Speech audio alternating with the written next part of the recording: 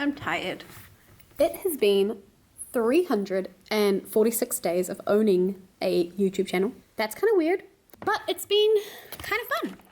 Like really fun. And it's kind of weird to think back to when I first started watching YouTube and thinking about like, oh, what is this thing? Because my sister, she was the reason I started watching it in the first place, Maddie. She was like watching someone and I was like, what is this girl? She's like in a completely different climate to us. And it was Zoella, you know, British YouTuber. And yes, it was her Christmas. And our Christmas is spent tanning on the trampoline and her Christmas is spent rugged up and having hot chocolate. So it was kind of bizarre watching this whole other life unfold before me and learning more about this person and not knowing anything about her, but feeling like I did know her and was connected to her. It's just crazy to think, you know, about vlogging. And, you know, I kind of want to think more seriously about it. Like the big questions. Why do I even enjoy vlogging? What is it about it that's so fascinating? I think it's time to like step back. Get a bigger picture. Oh. You'll film this way better than I could, Sav. Okay.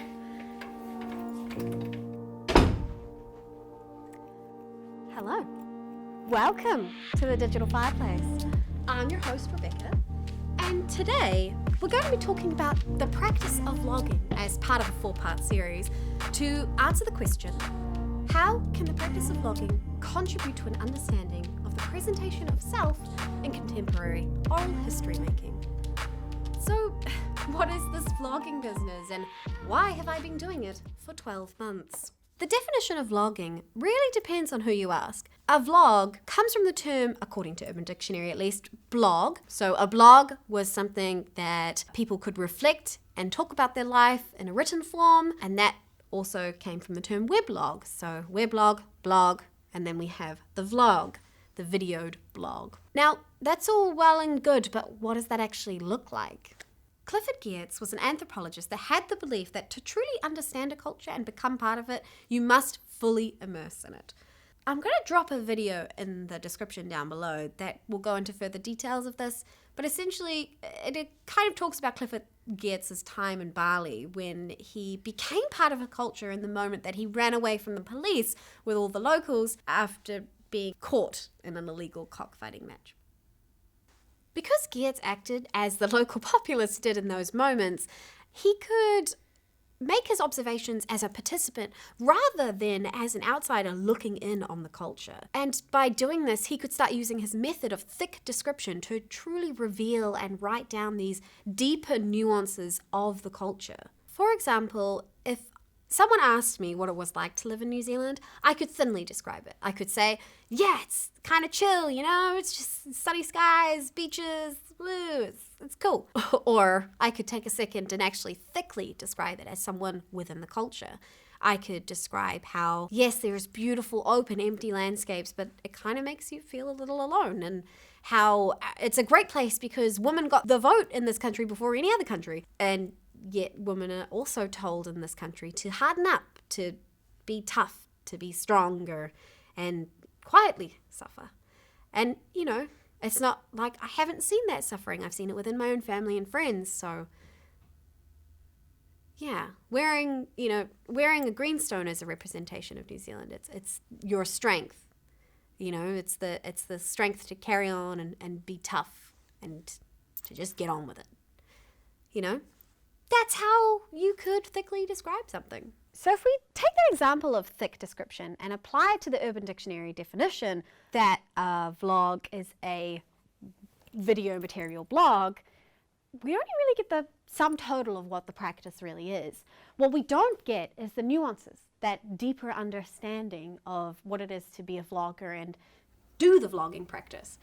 And that's when I made my decision that to truly understand it, I had to immerse myself in the world of a vlogger to be able to report from the inside and become a participant in it.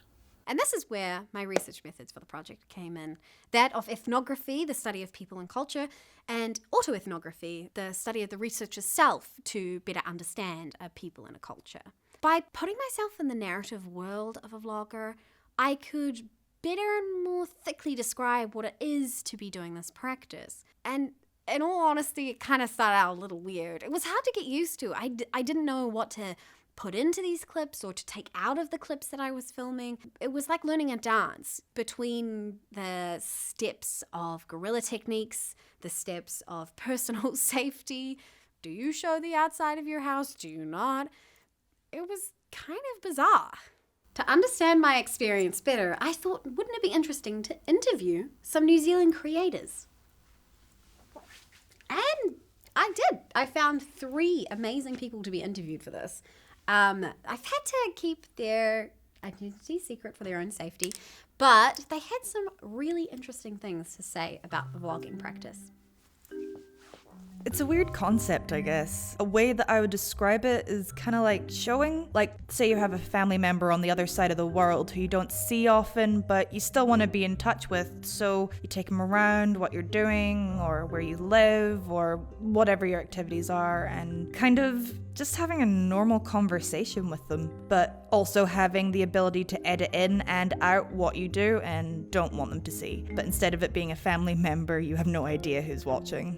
Crikey, I guess I'd just tell them I turned my lifestyle into a business. I lead a pretty interesting lifestyle, and that's because of where I live and the things I do to put food on the table for my family and my hobbies. I've just turned my lifestyle into a job, and I do that through film, I guess, through the camera. I would say I vlog little bits and pieces of my life. I record, I film on either my phone or my camera little bits and pieces of my life that I think are interesting, or other people would find interesting, and I edit it and put it together, and I think I put it out there onto the internety sphere for people to watch. But why? Well, why not? It's given normal people a platform to create things and to be creative and to show their life if that's what they want to do. For each of these creators, vlogging is a way of showcasing and kind of giving a little bit of glory to the daily actions of life. It's a way of entertaining others by showcasing a narrative self. Michael Jackson, who is not the singer you were thinking of, but a professor in the field of existential anthropology, wrote a book called The Politics of Storytelling. And in his book, he had this to say: "There is no denying that storytelling gives us a sense that, though we do not exactly determine the course of our lives, we at least have a hand in defining their meaning." Each of my interviewees acknowledged that there is an idea of an audience or a viewer existing when you put this content online. Number 1 said they felt a connection to their audience, almost like strangers, but at the same time talking to family or friends that just happen to live really far away. There's that distance, but they're also close. Number 2 acknowledged their connection to their audience is a little different. They felt it was more of a maker and receiver relationship, where vlogging was more of a job to them. Number 3 discussed how vlogging has given normal people a way of showing the beautiful and interesting things that they've found in the world and that they might not have seen before, and find people who are also interested in those things. As humans in a social world, we crave the agency to feel like our actions matter to a larger degree. And for Michael Jackson, he wants us to consider storytelling as the means of granting us that agency. Because in storytelling, we can recapture through the telling of stories a sense of being acting subjects in a world that often reduces us to the status of mere objects, acted upon by others or moved by forces beyond our control. To tell your story is to be free from the masses, identifying yourself as an individual. You choose to apply and describe the depth beyond your normal categorized self in society. You show and describe yourself as more than an employee or a wife or a teenager or a son or a daughter or whatever. Although Jackson is primarily focused on person-to-person storytelling, vlogging still performs all of these functions. It puts a creator center stage of their own narrative. It shows how they interact with the world around them, and it encapsulates a portion of their identity for the public realm to comment on.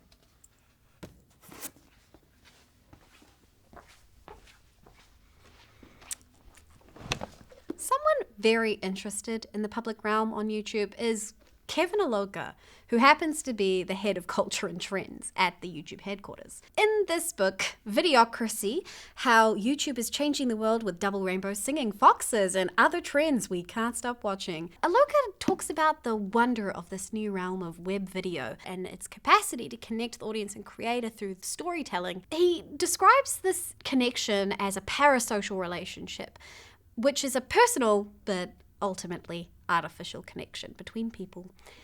But let me come back to that point.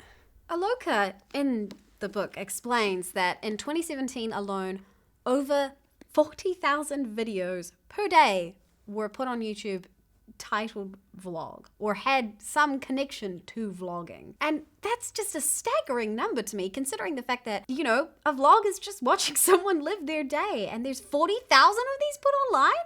What?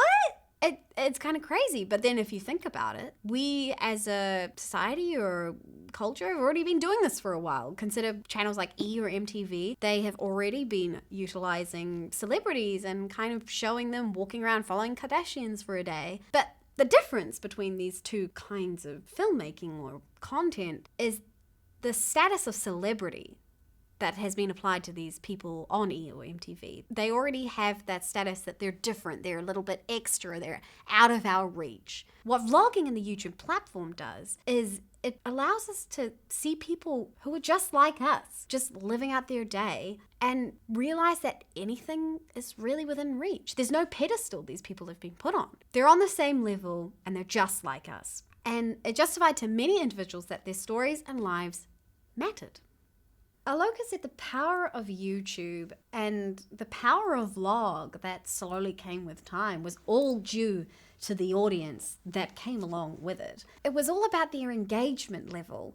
And he describes this thing that happened on this online platform as a cultural hatchery. We no longer were interested in television or cinema spoon-feeding us these preconceived, these pre-designed, these edited versions of life. We didn't want to be spoon-fed that anymore. We wanted to be part of the birth of these creators and channels that came on this platform, and we were deciding this person is interesting. And this kind of brings me back to my point about the parasocial relationship. The idea that we could feel connected to someone, feel the friendship through the screen with them when they said, "Hi guys," to us in the start of the video, and yet we had never met them. It's really strange, actually, because I often meet people when I'm out in public on a daily basis. I often meet 5 people, at least, in town who come up to me and shake my hand, and every single one of them so far has not given me their name. And I say, "Oh, hi, and they say, "Oh, I know," and they shake my hand. And I have to say, "What's your name?" And they don't realize that they're a total stranger to me, and I've never seen their face before, and I don't know who they are or what they do. There's a lot of power in a vlog, in the way it can make us feel instantly connected to people. We can be there for their highs and their lows, and they don't even have to be in the same room as us. And that was kind of the inspiration for the name of this channel, The Digital Fireplace. It's kind of a nod to that feeling you get when you sit around a bonfire and, you know, tell stories with your friends. That sense of connectedness, but we don't need to be in the same room. We can just have that through a screen now. What I found by analyzing 25 different vlogs, breaking down the components of them, looking at keyframes and figuring out what really made them work, as well as talking to my interviewees, is this. Vlogs are about following a creator throughout their day with themselves as a central focus of narrative, whether that is in an experience or personal-based context. Vloggers also tend to acknowledge their audience within their videos because vlogging is a social practice. Vlogging is a practice of affirming identity for both the creator and an audience. But the actual subject matter of these vlogs can be as varied and different as the people that are behind them. They all kind of have different focus points. And you could take my interviewees, for example. All of them have very different vlogs because they all have very different lives. Interviewee number 1 is interested in horse riding, showing their horse riding practice and the ways that they could improve it, as well as trying to juggle their uni life. Interviewee number 2 is a bit different. They're trying to show their passion for gardening, fishing, hunting, and living off the land. And interviewee number 3, they're interested in showing people how to find the hidden happiness and beauty in everyday life. They're interested in showing cuisines and things that make them happy from Japan, where they grew up. All of them are so different, but all of them are so great because they're showing their daily life. It's completely them.